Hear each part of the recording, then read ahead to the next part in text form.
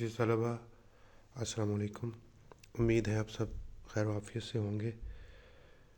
जैसा कि आपके इल्म में है कि स्मोक की बिगड़ती हुई सूरत हाल के पेश नज़र जो तालीमी इदारे हैं वो बंद हैं और ऑनलाइन क्लासेस का सिलसिला शुरू किया गया है। उम्मीद है कि जो वक्त आपको इस वक्त मुयस्सर है आप इससे भरपूर फ़ायदा उठा रहे होंगे और अपनी तालीमी कारकर्दगी में, अपनी तालीमी इस्तेदाद में इजाफ़ा कर रहे होंगे। तो उर्दू के सिलसिले में हमने जो लेक्चर्स का सिलसिला शुरू किया था और उसमें हमने अल्लामा इकबाल की नज़्म जो है वो ख़िताब बाजवानान इस्लाम, ये नज़्म हमने शुरू की थी। उम्मीद है इसके जो पहले 5 शेर हमने पढ़े थे वो आपको समझ आ गए होंगे और उसमें जो हमने बातें की हैं और जो कुछ शेर जो है वो हमारी नज़र से गुज़रे और जो शेरी हवाले जो है आपके सामने मैंने रखे, उम्मीद है आपने उनसे फ़ायदा उठाया होगा। अब उस सिलसिले को आगे बढ़ाते हैं। रब्त कायम करने के लिए ज़रा कुछ बातें हम दोहरा लेते हैं। ये नज़्म जैसे हमने पढ़ा था अल्लामा इकबाल के मजमुआ कलाम बांग दरा में शामिल है और ये 1914 में जो है वो अंजुमन हिमायत इस्लाम के जलसे में ये नज़्म पढ़ी गई और इसका आहंग बड़ा बुलंद है और ये अल्लामा इकबाल के उनके फ़िक्र की तर्जुमानी करती है और इसमें ख़ुददारी का पैगाम दिया गया है। मुसलमान नौजवानों को उनका शानदार माजी याद दिलाया गया है, उनके अबाविदात के कारनामे बयान किए गए हैं, उनकी अज़मतों को दोहराया गया है और उनमें दीनी खैरत पैदा की गई है और हरकत अमल का पैगाम दिया गया है। और ख़ास तौर पर नज़्म के आखिर में अल्लामा ने उनको झंझोड़ा है और इल्मी तौर पर जो उनमें बंजरपन पाया जाता है, इल्मी तौर पर वो बहुत ज़्यादा जो है वो अपने बाविदात की विरासत से दूर हो चुके हैं। बड़ा दर्दनाक अंदाज़ अपनाया अल्लामा ने और उनको झंझोड़ने की कोशिश की है। 5 शेर हम इसके पढ़ चुके हैं और इस वक्त आपके स्क्रीन पर सामने वो शेर जो गुज़िश्ता लेक्चर में भी आपके सामने रखे गए थे, एक दफ़ा फिर जो है वो ज़रा इनको देख लीजिए। ये हर शेर में वैसे आ सकते हैं और मैं वैसे भी हर शेर के हवाले से मज़ीद आपको शेर लिखवाता जा रहा हूँ ताकि आपके पास ज़्यादा शेर आ सकें और आपको तशरीह में जो है वो आसानी हो। चलें, अल्लामा फरमाते हैं छठे शेर में, अगर चाहूँ तो नक्शा खींच कर अल्फाज में रख दूँ, मगर तेरे तख़य्युल से फ़ज़ू तर है वो नज़ारा। तख़य्युल, ख़याल, सोच, फ़ज़ू तर बहुत ऊंचा, बहुत बुलंद, नज़ारा मंज़र। तो ये नज़्म का जो है वो दरमियान वाला हिस्सा है और यानी वस्त में हम नज़्म के पहुँच चुके हैं। यहाँ से एक तरह से गुरेज़ कर रहे हैं अल्लामा इकबाल और अब आखिरी मरहले की तरफ ये शेर जो हमें बढ़ाता है। ये आखिरी जो बात कहना चाहते हैं अल्लामा और पहली जो बातें कर चुके हैं उनके दरमियान ये शेर पुल का काम कर रहा है। दोनों बातों को, दोनों ख़यालात को आपस में मिला रहा है। इकबाल कहते हैं कि ठीक है, मैंने तुम्हारे सामने तुम्हारे अबाविदात की अज़मत के बहुत से अफसाने दोहराए, उनकी मतलब उनकी शान ऐसी है, उनके कारनामे ऐसे कि दुनिया उन पर रश्क करती है और वो ज़माने में मुअज़्ज़ज़ से मुसलमान होकर और तुम ख़ार हुए तारिके कुरआन होकर, और वो तो पूरी दुनिया में जो है अल्लाह का पैगाम पहुंचाते फिरते थे, सिफ़त जाम फिरा करते थे, तौहीद का जो है परचम लेकर फिरा करते थे। कहते हैं कि उनके कारनामे ऐसे हैं कि मैं बयान करता चला जाऊं तो कभी ख़त्म ना हो, कभी ख़त्म ना हो। उनकी अज़मतें ऐसी हैं कि तुम्हारे महदूद तसव्वुर में वो समा नहीं सकती। यानी तुम अपने मग़रिब ज़दा ज़हन से उनके कारनामों को जानने की कोशिश करोगे तो ख़याल की ठोकर ही खाओगे, क्योंकि उनकी अज़मतों को तुम्हारी महदूद फ़िक्र जो है वो उनका अहाता नहीं कर सकती।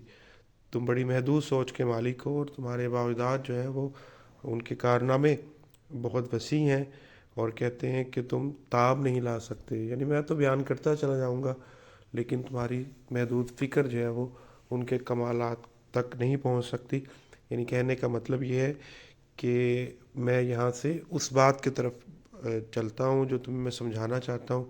یعنی کارنامے گنوانا میرا مقصد نہیں ہے. ان کے تو کارنامے جو ہے وہ اظہر من الشمس کی طرح ہے، جو ہے وہ چڑھتے سورج کی طرح ہے، بڑے واضح ہیں، اور دنیا جو ہے ان کی قدر کو پہچانتی ہے. افسوس یہ ہے کہ تم مغربی سوچ کے حامل ہو چکے ہو. تمہاری فکر پر جو ہے وہ مغرب کی سوچ غالب ہے، اسی لیے تم ان کے کارناموں کو جو ہے وہ بے یقینی سے دیکھتے ہو، تشکک کی نگاہ سے دیکھتے ہو، ورنہ ان کے کارنامے روز روشن کی طرح عیاں ہیں. آگے جو 2 شعر آ رہے ہیں یہ بڑے اہم ہیں. تجھے آواز سے اپنے، اور اس سے اگلا شعر ہے گوا دی ہم نے. یعنی دوسرا اور تیسرا شعر میں نے کہا تھا اس کا تشریح کے پوائنٹ آف ویو سے بڑا اہم ہے. اور اب جو ہم پڑھنے جا رہے ہیں 7واں اور 8واں، تجھے آواز سے اپنے، اور اس سے اگلا شعر گوا دی ہم نے جو. جی آگے فرماتے ہیں علامہ کہ تجھے آواز سے اپنے کوئی نسبت ہو نہیں سکتی، کہ تو گفتار وہ کردار، تو ثابت وہ سیارہ. جیسے ہم نے پہلے پڑھا تھا کہ علامہ اقبال کا یہ شعری معجزہ ہے کہ وہ بہت کم لفظوں میں ایک پوری کیفیت کو سمو دیتے ہیں. بعض اوقات متضاد الفاظ لے کر آتے ہیں اور وہ اس سے جو ہے وہ ایک تصویر اپنی پیش کرتے ہیں اور وہ ایک منظر ہمارے سامنے رکھ دیتے ہیں. جیسے اس میں انہوں نے جو ہے وہ ثابت اور سیارہ، گفتار اور کردار، یعنی تضادات، یہ تضادی جوڑے ہیں، تضادات کے ذریعے انہوں نے اپنی بات کو واضح کیا. اقبال فرماتے ہیں کہ غفلت میں پڑے ہوئے مسلمان نوجوان، تو بھلا اپنے آباء و اجداد کا وارث کیسے ہو سکتا ہے؟ باپ کا علم نہ بیٹے کو اگر ازبر ہو، پھر پسر قابل میراث سے پدر کیوں کر ہو.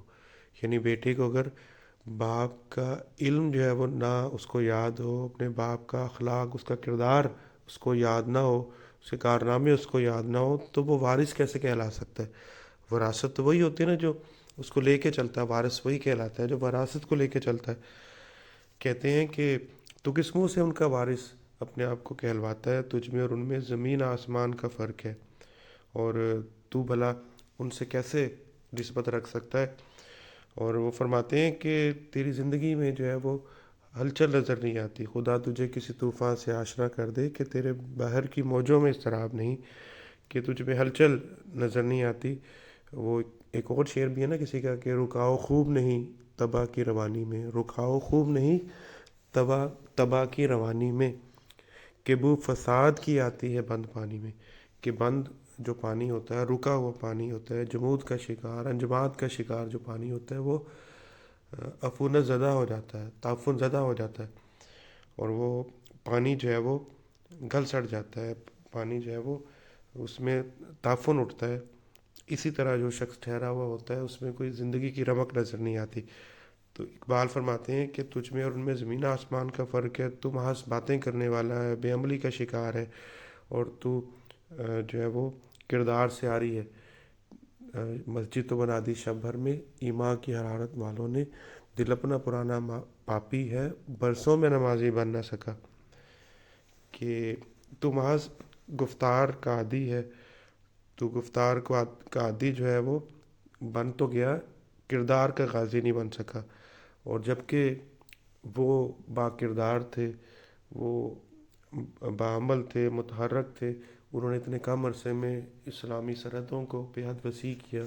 انہوں نے اللہ کا پیغام پہنچایا، توحید کی شمع دنیا میں روشن کی. وہ دن رات جو ہے اللہ کے راستے میں وہ نکلا کرتے تھے. اقبال ایک جگہ فرماتے ہیں کہ شان آنکھوں میں نہ جچتی تھی جہاں داروں کی، شان آنکھوں میں نہ جچتی تھی جہاں داروں کی، کلمہ پڑھتے تھے ہم چھاؤں میں تلواروں کی. وہ تو تلواروں کی چھاؤں میں کلمہ پڑھا کرتے تھے اور پوری دنیا میں توحید کا پیغام پھیلاتے پھرتے تھے، جنگیں کیا کرتے تھے، وہ توپوں سے لڑ جایا کرتے تھے، اور وہ شہادت کا رتبہ حاصل کیا کرتے تھے، یا غازی کہلاتے تھے. اقبال کہتے ہیں ان کی زندگی میں تو حرکت ہی حرکت تھی، عمل ہی عمل تھا. جبکہ تو جمود کا شکار ہے، ٹھہراؤ کا شکار ہے، تجھ میں روانی نظر نہیں آتی، دین اسلام کی خدمت کا جذبہ نظر نہیں آتا.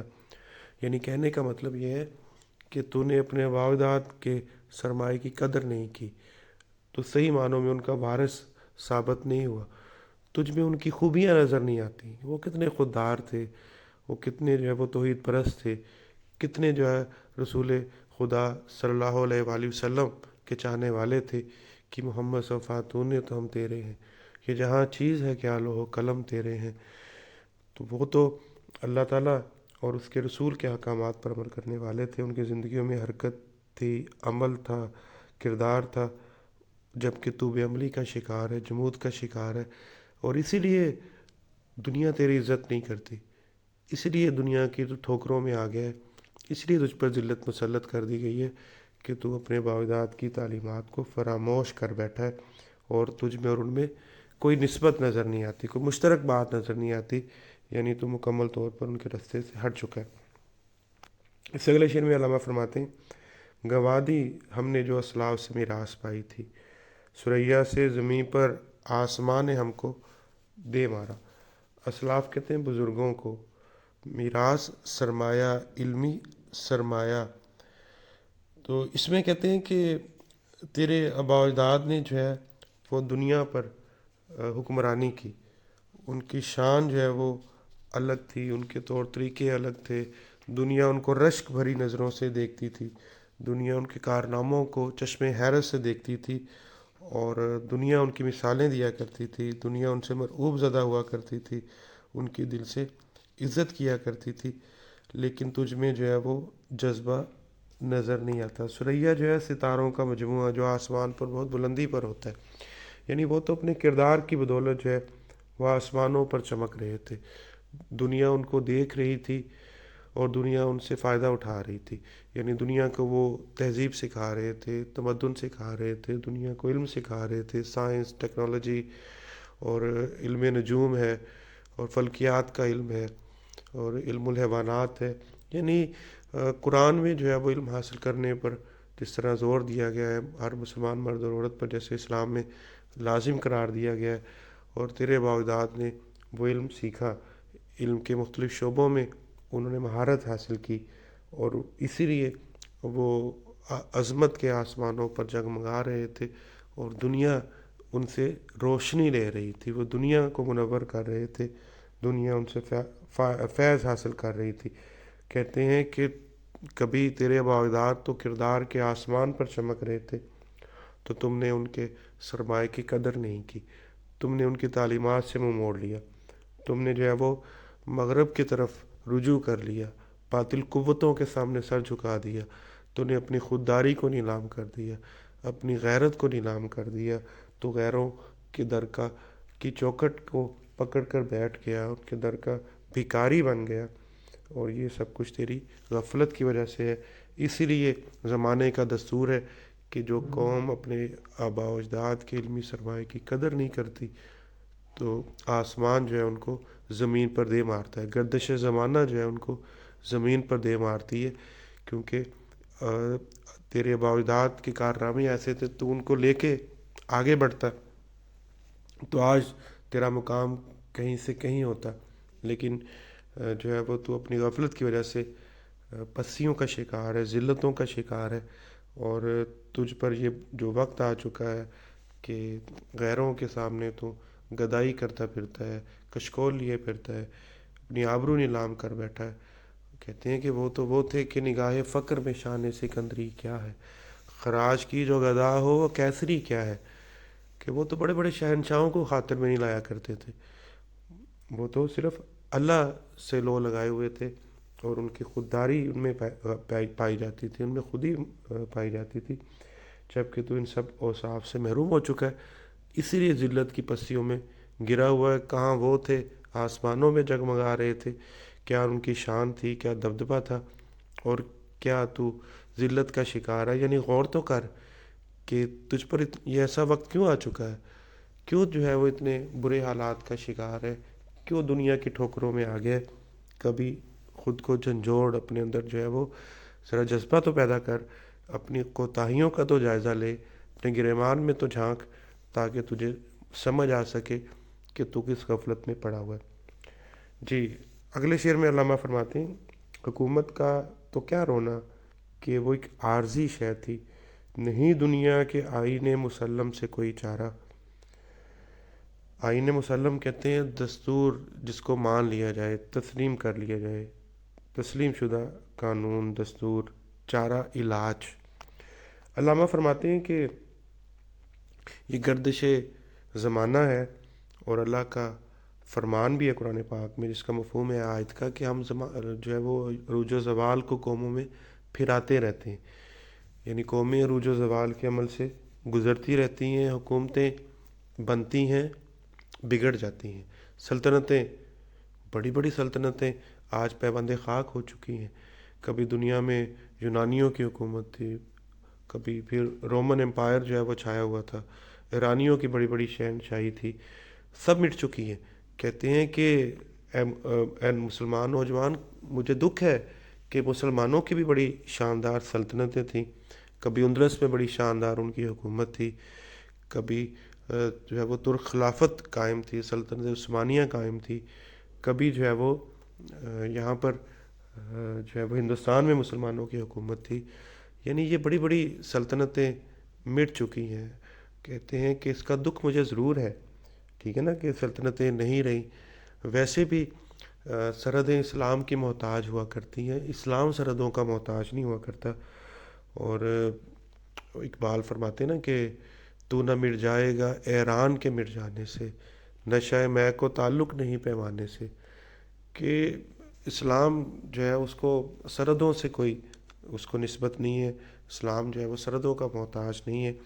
کہتے ہیں کہ اگر کوئی خدا نخواستہ ایک بھی ملک اسلامی نہیں رہتا تو اسلام تو پھر بھی رہنے والا مذہب ہے، اللہ کا پسندیدہ مذہب ہے یہ، اس لیے کہتے ہیں کہ اس کو دین اسلام کو زوال نہیں آ سکتا۔ تو فرماتے ہیں کہ یہ ٹھیک ہے، مجھے دکھ ضرور ہے سلطنتوں کے مٹ جانے کا، لیکن کیا جائے، اس سے بھاگا نہیں جا سکتا، اس سے مفر نہیں ہے، اس سے بچاؤ نہیں۔ بڑی بڑی سلطنتیں مٹ گئیں اور مسلمانوں کی سلطنتیں بھی مٹ گئی ہیں، مجھے دکھ ضرور ہے، لیکن میرا اصل دکھ وہ کچھ اور ہے۔ سلطنتوں کے مٹ جانے سے بڑا دکھ بھی ہے میرا کوئی اور در حقیقت اس میں جو ہے وہ تھوڑا سا انہوں نے اگلے شعر کے لیے ایک تجسس ابھارا ہے اور وہ بات اگلے شعر میں مکمل کی ہے۔ اور کیا فرماتے ہیں اگلے شعر میں؟ مگر وہ علم کے موتی کتابیں اپنے آبا کی، مگر وہ علم کے موتی کتابیں اپنے آبا کی، جو دیکھیں ان کو یورپ میں تو دل ہوتا ہے سپارہ۔ سپارہ کہتے ہیں 30 ٹکڑے، یعنی کہتے ہیں نا قرآن پاک کے 30 پارے ہیں، کہتے ہیں 30 کو پارے ٹکڑے، یعنی مطلب یہ ہے کہ دل ٹکڑے ہو جاتا ہے۔ دیکھیں اس میں جو ہے وہ علامہ اقبال نے جو مسلمان نوجوان کو اس کے علمی ضیاع کا احساس دلایا ہے، جو اس نے آباء و اجداد کی ناقدری کی ہے، اس کو خمیازہ بھگتنا پڑا ہے، اس کا سب سے بڑا نقصان جو ہے وہ یہ ہوا ہے کہ وہ علمی سرمایہ سے محروم ہو چکا ہے۔ دیکھیں وہ دور ایسا تھا کہ جیسے اندلس میں، اسپین میں جو ہے وہ سب سے زیادہ معاوضہ ترجمہ کرنے والوں کو دیا جاتا تھا، جو لوگ ترجمہ کرتے تھے ان کو سب سے زیادہ معاوضہ دیا جاتا تھا۔ انہوں نے یونانیوں کی کتابوں کے اور سنسکرت زبانوں میں لکھی ہوئی کتابوں کے ترجمے کیے، اور اسی طرح جو ہے وہ انہوں نے دنیا بھر میں جو دیگر زبانیں تھیں ان میں جو کتابیں پائی جاتی تھیں انہوں نے ترجمے کیے، اور وہ جب ہاتھ سے کتابیں لکھی جاتی تھی، گھر گھر کتابیں موجود تھی، اور قرطبہ کی شاہی لائبریری میں 2 لاکھ سے زائد کتابیں تھیں، اور اس طرح کی 17 مزید لائبریریاں صرف قرطبہ میں تھیں، یعنی گھروں میں کتابیں اس کے علاوہ تھیں۔ کتابوں سے اتنی محبت تھی، یہ جب ہاتھ سے کتابیں لکھی جاتی تھیں، پرنٹنگ پریس تو بہت بعد کی بات ہے، یعنی اتنی ان کو علم کی شمع سے محبت تھی۔ اور انہوں نے کیا ابن رشد ہیں، جابر بن حیان ہے، موسیٰ خارزمی ہے، اور جو ہے وہ اور بہت سے نامور لوگ جو ہیں وہ موجود ہیں، البیرونی ہے، ان میں بڑے بڑے جو ہے وہ ابو الہیثم ہیں، ابو القاسم زہراوی ہیں، یہ بڑے لوگ تھے اپنے اپنے وقتوں کے، اور انہوں نے جو ہے وہ بڑی شاندار خدمات سر انجام دی، علم کے موتی انہوں نے جو ہے وہ کتابوں میں بکھیرے. اور علامہ جب یورپ گئے تو انہوں نے برٹش لائبریری کا بھی دورہ کیا تھا، اور وہاں پر انہوں نے جو ہے وہ بڑا مطلب ان کے لیے بڑا دردناک منظر تھا کہ جن مخطوطوں کے بارے میں ہمیں آگاہی نہیں، جن نادر و نایاب کتابوں کے بارے میں ہم جانتے نہیں، وہ اس وقت یورپ کی لائبریریوں میں محفوظ ہیں. اور برطانیہ، فرانس، جرمنی وغیرہ کے کتب خانوں میں وہ نایاب کتابیں، ہمارے آباء و اجداد کی کتابیں موجود ہیں. جب اسپین میں جو ہے وہ مسلمانوں کو بے دخل کیا گیا، سقوط غرناطہ جب برپا ہوا اور مسلمانوں کو 1492 میں وہاں سے نکالا گیا، تو ان کی کتابیں جو تھیں وہ اہل یورپ کے تصرف میں آ گئیں. انہوں نے نظر آتش کیا بہت ساری کتابوں کو، جو بہت ساری کتابیں وہ اپنے ساتھ لے گئے. جیسے ہندوستان میں ٹیپو سلطان کو شہید کیا گیا تو ان کے پاس بہت بڑا ایک کتب خانہ تھا، لائبریری تھی، وہ لوٹی گئی. سراج الدولہ کو شہید کیا گیا تو ان کی کتابوں کو لوٹا گیا. اور اس طرح پتہ نہیں کتنے کتنے نواب تھے یہاں پر جن کے گھروں میں بڑی شاندار کتابیں موجود تھیں. وہ ساری آج ہمیں یورپ کی لائبریریوں میں نظر آتی ہیں. ہمیں جب ان کی ضرورت پڑتی ہے تو اس کی کاپی بھیجنے کے لیے وہ ہزاروں روپیہ خرچ کرنا پڑتا ہے. بہت سی کتابیں ہیں جو ہمیں تو ان کے نام بھی نہیں آتے. یعنی ہم جو ہے وہ اس سے علمی سرمایے کو کھو کر ایسے اندھیروں میں گھر چکے ہیں جو ختم ہونے میں نہیں آ رہے. یعنی یورپ میں دیکھیں نا، جب ڈارک ایج تھی اور جب مسلمان جو ہے دنیا پر چھائے ہوئے تھے، پھر یورپ میں جو ہے وہ نشاط ثانیہ کا دور، نشاط الثانیہ کا دور شروع ہوتا ہے. یورپ میں بیداری، فکری بیداری شروع ہوئی. وہ ہمارے آباء و اجداد کی کتابیں تھیں جن کے انہوں نے ترجمے کیے. انہوں نے ان سے پھر بہت کچھ سیکھا اور پھر جو ہے یونانی علوم کی طرف انہوں نے رجوع کیا، اور وہ 13ویں صدی سے وہ سلسلہ شروع ہوا اور وہ آج تک عروج کی طرف بڑھتا جا رہا ہے. وہ ہم سے بہت آگے نکل چکے ہیں اور ہم جو ہے وہ انحطاط کا شکار ہے، تنزل کا شکار ہے، اور ہمیں احساس بھی نہیں ہے کہ ہم جو ہے وہ جہالت کے اندھیروں میں بھٹک رہے ہیں. ہمارے تو نبی نے فرمایا تھا کہ علم مومن کی کھوئی ہوئی میراث ہے، اور جہاں سے تمہیں علم ملتا ہے اس سے جو ہے وہ حاصل کرنے کی کوشش کرو. اور آپ صلی اللہ علیہ وآلہ وسلم علم میں اضافے کی دعا فرمایا کرتے تھے، اور اسلام میں ہر مرد و عورت پر جو ہے وہ علم فرض کر دیا گیا، تعلیم حاصل کرنا فرض کر دیا گیا. بدقسمتی سے ہم جو ہے وہ جہالت کے اندھیروں میں بھٹک رہے ہیں. یعنی ہمارے علمی سرمایہ یورپ میں کی لائبریریوں میں محفوظ ہیں. جب ان کو وہاں پر ہم دیکھتے ہیں تو دل ٹکڑے ہو جاتا ہے، اور پھر احساس ہوتا ہے کہ ہمارے ساتھ تو بہت بڑا دھوکہ ہوا ہے. ہم نے اپنے ساتھ بہت بڑا فریب کیا ہے کہ ہم نے اپنے آباء و اجداد کی علمی سرمایہ کو گنوا دیا. اتنی آسانی سے کوئی معمولی سا سرمایہ بھی ضائع نہیں کرتا جتنی بے دردی سے ہم نے اتنا بڑا خزانہ لٹا دیا ہے. اور آج غیر جو ہے وہ اس پر براجمان ہے اور ان کے گھروں میں روشنی ہے. مغرب کے دماغ جو ہے وہ روشن ہو چکے ہیں، کیونکہ یہی اہل مغرب تھے جو صدیوں تک کلیسائیت کو بھگتتے رہے تھے. وہاں پر جاگیردارانہ نظام تھا، پاپائیت تھی، کلیسائیت تھی، اور وہ تنگ نظری پائی جاتی تھی. بڑی شدت سے وہ اندھیروں میں گھرے ہوئے تھے جہالت کے، اور ہماری کتابوں نے ان کے دماغوں کو روشن کیا. ابن رشد کی کتابوں، ابن طفیل کی کتابوں نے ان کو جو ہے وہ بہت کچھ سکھایا. امام غزالی کی کتابوں کے انہوں نے ان سے بہت کچھ سیکھا، تو ان کے دماغ روشن ہو گئے. اور ہم جو ہے وہ اس کے بعد اندھیروں میں ایسے گھرے کہ وہ ختم ہونے میں نہیں آ رہے. اور واقعی یہ علمی سرمایہ کا دکھ سب سے بڑا دکھ ہے. اور آخری شعر علامہ نے جو ہے وہ غنی کاشمیری کا کیا خوبصورت جو ہے وہ استعمال کیا. یہ علامہ کا شعر نہیں ہے، فارسی کا جو آخر میں لکھا ہوا ہے غنی کاشمیری کا شعر ہے. اور کیا تضمین کے اس شعر کو علامہ نے اپنی بات کی اہمیت کو بڑھانے کے لیے استعمال کیا. یہ غنی کاشمیری کا شعر ہے: غنی روزے سیاہ پیرے کنارہ تماشا کن، کہ نور دیداش روشن کنید چشم زلیخا را. یعنی اس کا مطلب یہ ہے کہ اے غنی، پیر کنعان کی بد نصیبی تو دیکھ کہ ان کی آنکھوں کا نور زلیخا کی آنکھوں کو روشن کر رہا ہے. دیکھیں یہ تلمی کا شعر ہے، اور کیا غنی کاشمیری کی خوبصورت مطلب اس میں انہوں نے بات کی ہے. اور پیر کنان فلسطین کو کہتے ہیں نا، پرانا نام ہے اس کا. پیر کنان یعقوب علیہ السلام جو تلمی کے طور پر یہاں پر آیا ہے، کہ حضرت یعقوب علیہ السلام تو جو ہے اپنے بیٹے یوسف علیہ السلام کو دیکھنے کو ترستے رہے، ان کی ایک جھلک کو ترستے رہے، حتیٰ کہ آنکھیں جو ہیں وہ گوا دی انہوں نے، اور بینائی آنکھوں کی چلے، کتنا روئے اپنے یوسف کی یاد میں. اور یوسف جو تھا، جو ان کی آنکھوں کا نور تھا، وہ زلیخا کی آنکھوں کو ٹھنڈک بخش رہا تھا. یعنی زلیخا ہی کر رہی تھی. زلیخا جو تھی وہ روز دیدار یوسف سے مستفید ہو رہی تھی، جو نیت بھی اچھی نہیں رکھتی تھی، وہ ان کو روز دیکھتی تھی. اور باپ جو تھا وہ پیرہن یوسف کو سونگھتا رہتا تھا، یوسف کے لباس کو، کرتے کو چومتا رہتا تھا، اور وہ اس کو یاد کرتا رہتا تھا. کہتے ہیں کہ یہ کیسی مطلب اندھیر نگری ہے کہ باپ بیٹے کو دیکھنے کو ترس رہا ہے، اور بیٹا غیر کی آنکھوں کو روشنی پہنچا رہا ہے، ٹھنڈک پہنچا رہا ہے، غیروں کی آنکھوں کو روشن کر رہا ہے.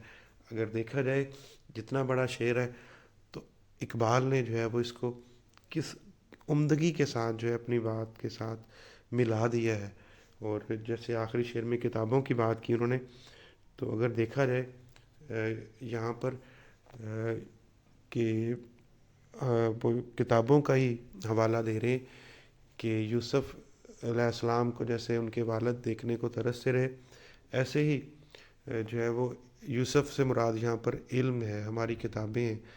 اور یعقوب علیہ السلام سے مراد جو ہے وہ امت مسلمہ ہے، مسلمان نوجوان ہے، مسلمان قوم ہے. اور زلیخا سے مراد ہے مغربی اقوام، کہ غیر جو ہے وہ فائدہ اٹھا رہے ہیں، اور ہمارے گھر اندھیروں میں ڈوبے ہوئے ہیں، ہماری جہالت ختم ہونے میں نہیں آ رہی، ہم مسلک پسندی کا شکار ہیں، فرقہ واریت کا شکار ہیں، ہم جو ہے وہ دور ہو چکے ہیں علم کی شمع سے، ہمیں تنگ نظری آ چکی ہے، تشدد آ چکا ہے، انتہا پسندی آ چکی ہے، اور ہم جو ہے وہ توہمات کا شکار ہیں، ہمیں بے یقینی پائی جاتی ہے، اور ہمیں بہت زیادہ بے عملی پائی جاتی ہے. یعنی ہم چھوٹی چھوٹی باتوں پر الجھتے ہیں، اور مطلب فروئی مسائل میں الجھے ہوئے ہیں، اجتہاد سے دور ہو چکے ہیں. حالانکہ مومن، وہ حدیث مبارک ہے نا کہ مومن کی فراست سے ڈرو، کیونکہ وہ اللہ کے نور سے دیکھ رہا ہوتا ہے. مومن کا تو دماغ بھی روشن ہوتا ہے، اس کا دل بھی روشن ہوتا ہے، لیکن ہمارے دل و دماغ پر اندھیرے چھائے ہوئے، اور اسی لیے ہم مغرب کی غلامی میں مبتلا ہیں.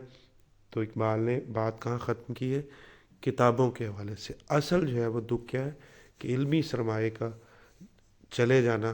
کہتے ہیں کہ میرا سب سے بڑا دکھ ہے کہ دنیاوی دولت جو ہے وہ تو پھر دوبارہ حاصل کی جا سکتی ہے، لیکن جو علمی سرمایہ ہے اس کا جو خسارہ ہے وہ کبھی ختم نہیں ہوتا، نسل در نسل چلتا ہے. اور یہ ہم سب اپنی آنکھوں سے دیکھ رہے ہیں کہ علمی بحران بڑھتا جا رہا ہے، اور ہر طرف جو ہے وہ انتہا پسندی کے اندھیرے چھائے ہوئے، اور امت جو ہے وہ واقعی بے عملی کا شکار ہے، غفلت کا شکار ہے. تو یہ جھنجھوڑنے والی نظم ہے علامہ اقبال کی، جو واقعی سوچنے پر مجبور کرتی ہے. اور ہر مسلمان نوجوان کو انہوں نے اس کا ماضی یاد دلا کر، عظمت رفتہ یاد دلا کر، اس میں جو ہے وہ دینی جذبہ پیدا کرنے کی کوشش کی ہے، اس کو عمل پر راغب کیا ہے، اس کو جو ہے وہ علم کی طرف اس کی کو رغبت دلائی ہے. اس طرح جو ہے وہ علامہ کی ہم نے شاہکار نظم خطاب جوانِ اسلام پڑھی. امید ہے کہ آپ کو کچھ جو باتیں ہم نے پڑھی ہیں وہ آپ کو ازبر ہو گئی ہوں گی، آپ کو سمجھ آ گئی ہوں گی. انشاءاللہ اگلے لیکچر میں پھر ملاقات ہوگی. اللہ حافظ.